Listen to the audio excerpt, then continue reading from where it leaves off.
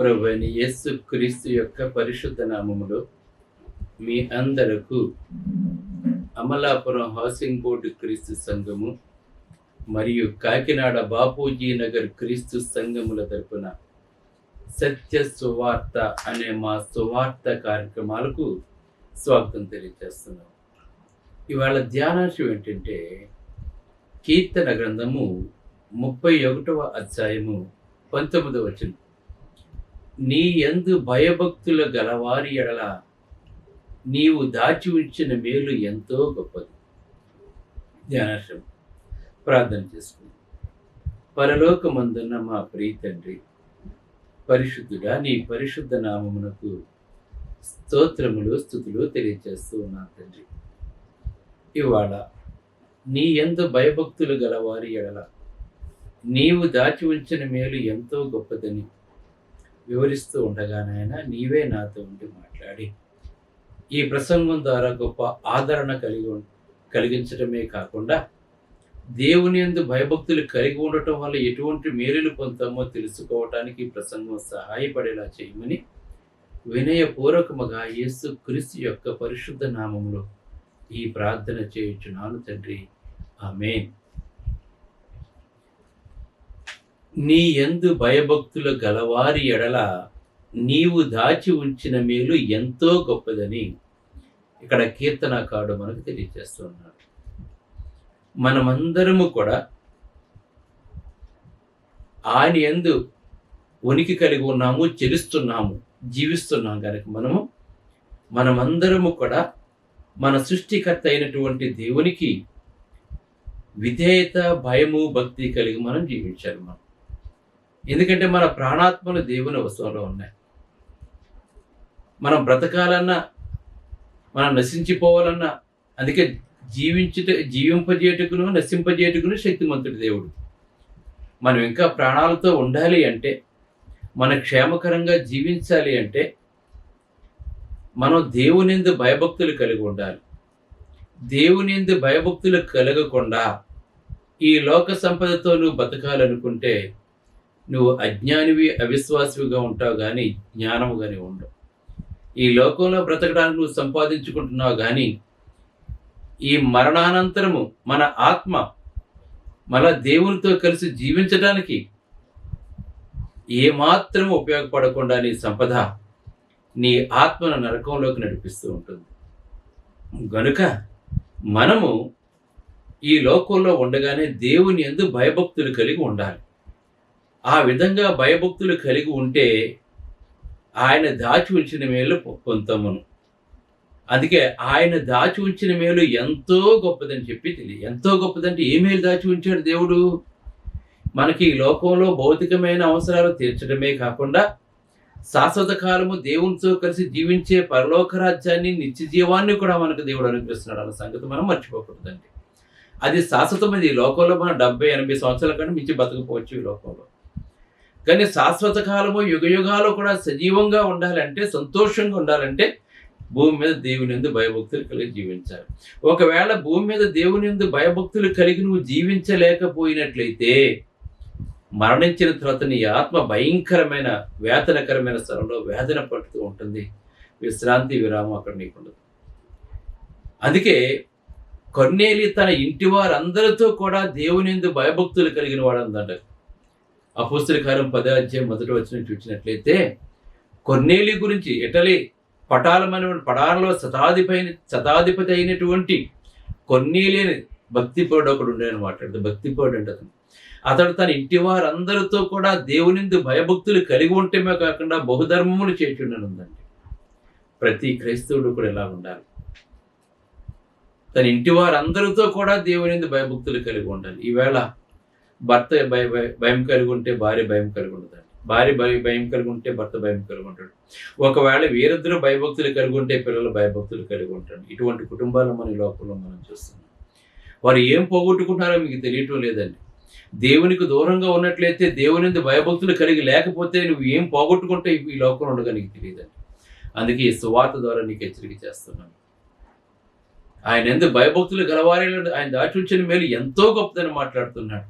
యోబు గ్రంథం 1:1 చూసినట్లయితే యోబు దేవునియందు భయభక్తులు కలిగి చెడుతనమును విసర్జించిన వాడు ఉందండి అక్కడ.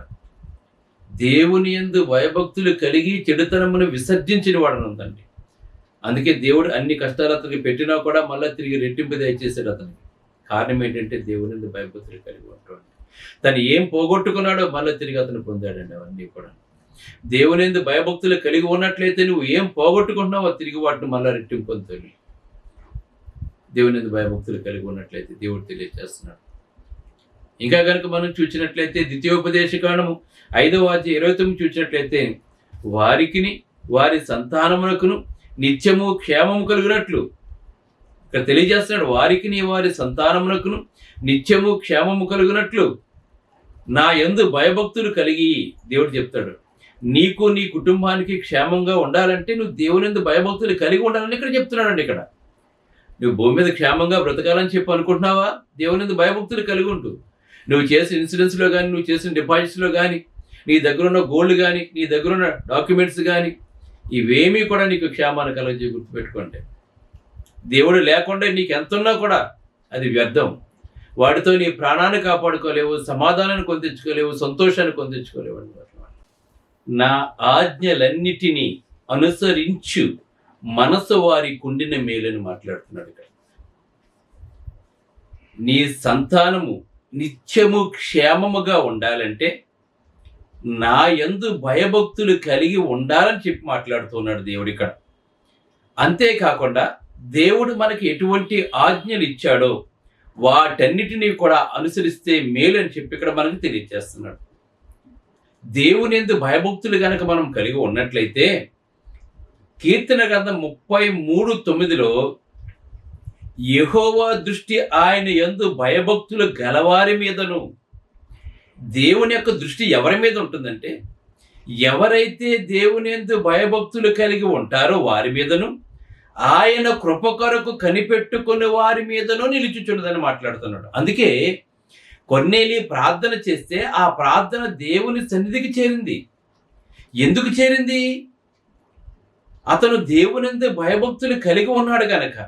అందుకే దేవుడు మనల్ని చూడాలి అంటే మనము యెహోవా దృష్టికి ఆయన యందు భయభక్తులు కలిగి ఉండాలి. అప్పుడు ఆయన మనల్ని చూస్తుంటాడు. అప్పుడే మన ప్రార్థనని అంగీకరిస్తూ ఉంటాడు. అందుకే కొన్నేలి ప్రార్థన అంగీకరించాడు.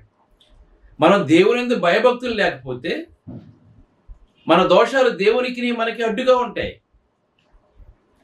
అందుకే ఆదికాండంలో కనుక మనం చూసినట్లయితే అనేక మంది ఉన్నా కూడా దేవుడు అబ్రహామునే ఎందుకు పిలుచుకున్నాడు? దేవుడు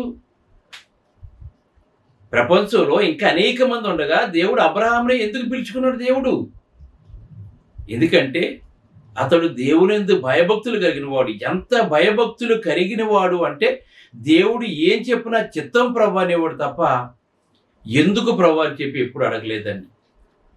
ఇంకా ఏం చేశాడంటే ఆదికాండం 22:12 నుంచి వచ్చినట్లయితే ఒక రోజున దేవుడు అబ్రహాము యొద్దకు వచ్చి నీకు ఒక్కగానొక్కడైన నీ కుమారుని మోరియా పర్వతం మీద బలిమ్మని చెప్పినప్పుడు చిత్తం ప్రభు వెళ్ళిపోయి ఆ ఇస్సాకు యొక్క కాళ్ళు చేతులు కట్టి బలిపీఠం పెట్టి దాని మీద తన కుమారుని పండుకొని పెట్టి కత్తి పైకి ఎత్తేసాడు తన కుమారుని బలి ఇవ్వటానికి.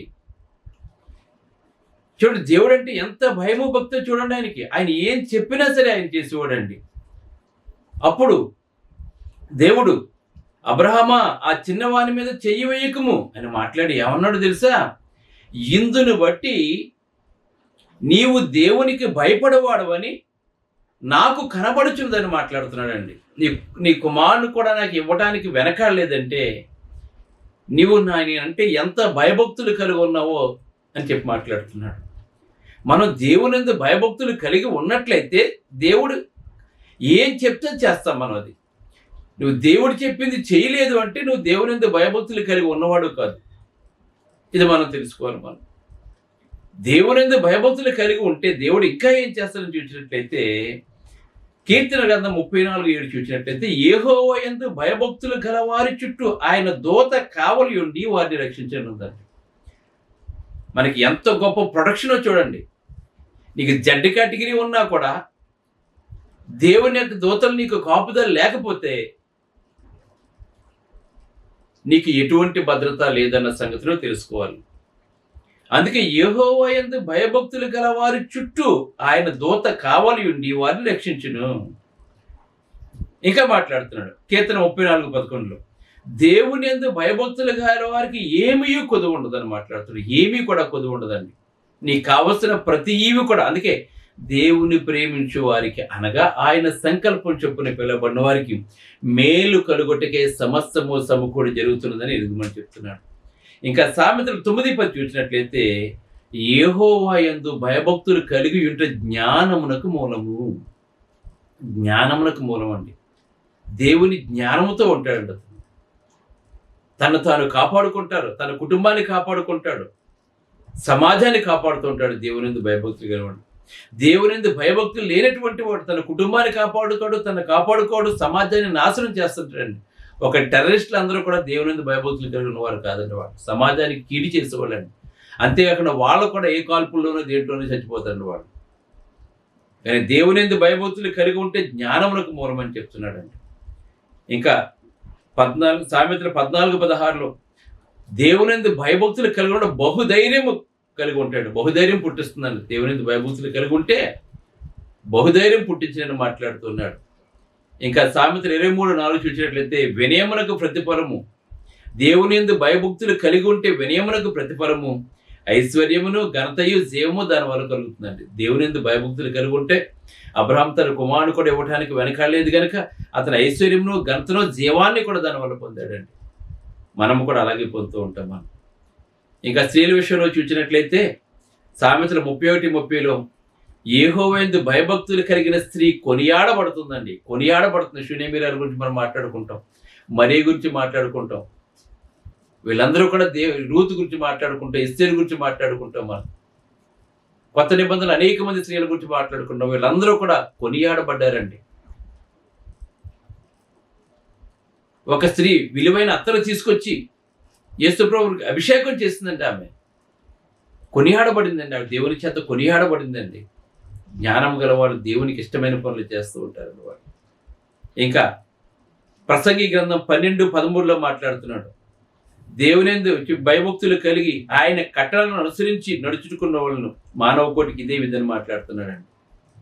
దేవుని యందు భయభక్తులు కలిగి దేవుడిచ్చిన కట్టలను అనుసరించి నడుచుకోవటమే మానవుడికి భూమి మీద ఇదే విధంగా చెప్పి మాట్లాడుతున్నాడు జ్ఞానేని సులోమాన్. ఇంకా హెబ్రీయులకు రాసిన పత్రిక 11:7 చూసినట్లయితే విశ్వాసం బట్టి నోవహు అది వరకు చూడ సంగతుల గురించి దేవుని చేత హెచ్చరింపబడి భయభక్తులు గలవాడే తన ఇంటివారి రక్షణ కొరకు వాడు కట్టుకున్నాడండి. దేవుని యందు భయభక్తులు కలిగి తన ఇంటివారి కొరకు రక్షణ కొరకు వాడు కట్టుకున్నాడండి. ఇంకా చూసినట్లయితే మనకి నిర్గమాకాండం 1:16-21 చూసినట్లయితే ఐగుప్తులో ఇశ్రాయేలు సంతానం పెరిగిపోతుందని ఆ రాజు మంత్రసాలను పిలిపించి ఎబ్రీ స్త్రీలు కనుక మగవాడు పుట్టినట్లయితే వాళ్ళని చంపేయమని చెప్పాడండి. అయితే మంత్రసానులు యెహోవాకు భయపడ్డారండి. వాళ్ళు మగపిల్లల్ని విడిచిపెట్టేశారండి. రాజు పిలిపించి అడుగుతున్నాడు, మీరు ఎందుకు ఇలా చేశారంటే ఎబ్రీ స్త్రీలు చాలా తెలివైనటువంటి వారు, మేము వెళ్ళకుండానే వాళ్ళే పొడు పోసేసుకుంటున్నారని చెప్పి మాట్లాడినప్పుడు రాజు ఏం మాట్లాడలేదు. కానీ దేవుడు వారికి దేవుని యందు భయభక్తులు కలిగి ఉన్నారు కనుక దేవుని మాటకు విలువిచ్చారు కనుక రాజు మాట కంటే దేవుడు వారికి మేలు చేస్తున్నాను ఉందని బైబిల్. కనుక దేవుడు నీకు మేలు చేయాలి అంటే నీకు ఐశ్వర్యము, జ్ఞానము, ఘనత, జీవము నీకు కావాలి అంటే దేవుని భయభక్తులు కలిగి ఉంటాడు. ఇందుని బట్టి నీవు నా యందు భయభక్తులు కలవాడవని నేను తెలుసుకోవడం చెప్పి దేవుడు అబ్రహాంతో ఎలాగైతే మాట్లాడాడో, కొన్నేళ్ళు తన ఇంటి వారందరితో కూడా భయభక్తులు కలిగి ఎలాగైతే జీవించాడో, యోబు కూడా దేవుని యందు భయభక్తులు కలిగి చెడుతలను ఎలాగైతే విడిచిపెట్టాడో మనం కూడా విడిచిపెట్టి ప్రభు అయిన యేసుకు చూపించిన మార్గంలో జీవిస్తూ దేవునికి విధేయత కలిగి జీవిద్దాం, భయభక్తులు కలిగి జీవిద్దాం, నిత్య జీవనానికి వారసులుగా ఉందాం. దేవుని యొక్క దూతలు మన చుట్టూ ఉంటారు. మన ఇక్కడే కాకుండా నిత్య జీవాన్ని కూడా దేవుడు మనకు అనుగ్రహిస్తాడు. ఇదే మానవ కోటికి దేవుడు ఇచ్చిన ఆజ్ఞ. ప్రార్థన చేసుకుని పరిశుద్ధుడైన తండ్రి, పరలోకమందున్న దేవాన్ని పరిశుద్ధ నామములో స్తోత్రాలు తెలియజేస్తున్నాను తండ్రి. దేవుని యందు భయభక్తులు కలిగి ఉంటే ఎటువంటి మేలు పొందుతాం వివరించాను ప్రభు. అందుకే ఈ లోకాన్ని కాకుండా అందరూ దేవుని యందు భయభక్తులు కలిగి ఉండే ప్రభు నీ యొక్క మేలులు పొందడానికి ఈ ప్రసంగం సహాయపడేలా చేయమని క్రీస్తులను వేడుకుంటున్నాం తండ్రి. ఆమేన్. మీ అందరికి వందనములు. బ్రదర్ జార్జ్ రాజు వారా, church of Christ, housing board, Amalapuram, near KIMS medical college, Konaseema district, 538201. Mobile number 9848730355, 929331747. Email ID georgerajuvara@gmail.com. Website www.helpingforpoor.com.